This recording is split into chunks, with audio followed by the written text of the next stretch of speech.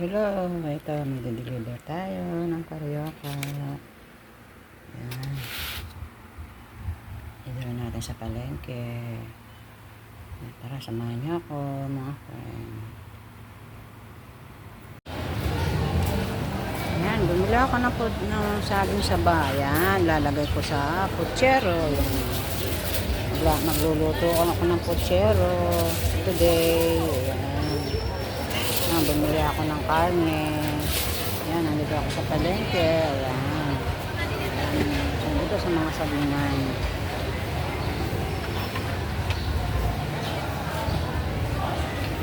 Bumili pa ako ng latundan. Ba't ganun? Hello, mga friend. Ayan. Magluluto tayo ngayon. Miyerkules Santo. Ayan. Magpuputsero tayo. Ayan. Ilang days na kami hindi kumakain ng karne. Kaya ito, magluluto tayo ngayon. Yun, yung ating mga ingredients. Yung ating sibuyas. Yung ating bell pepper. At saging saba. Ito yung ating liempo na may kasamang buto-buto ng pork. Yan, yung pata. Yan, ayan, pinalambot ko na mga friend, kaya lugisa na lang natin. At syempre, iano natin yung ating patatas at carrots. Yan, para magpamulay siya mga friend. Hindi ka mga friend, samahan nyo ako sa aking pagluluto ng putsero. Yan.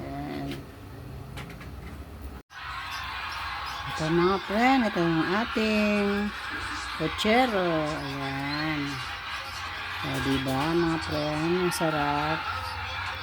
Sarap ng ating putsero.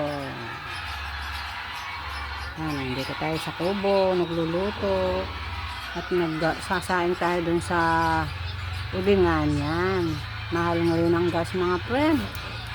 Ayan, kaya dito ako dito sa aking likod bahay. Yan. Yan. Dito ako nagluto-luto sa aking uling at kahoy.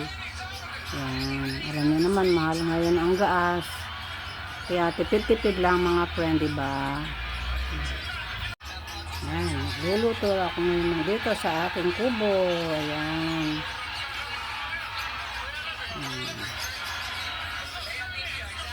Mainit mga friend, kaya dito ako sa aking kubo, nagluto-luto. Yan. Kaya mga friend, ano mga niluluto nyo?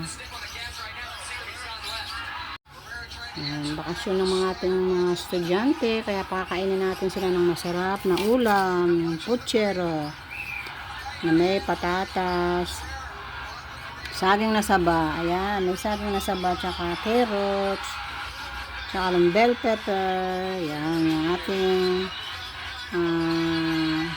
pata at liempo ng pork. Yan. O, diba mga friends, sarap na ating niluluto ngayon. Yan, ang niluto nating ulam. Ayan, nakakain na tayo mga friends.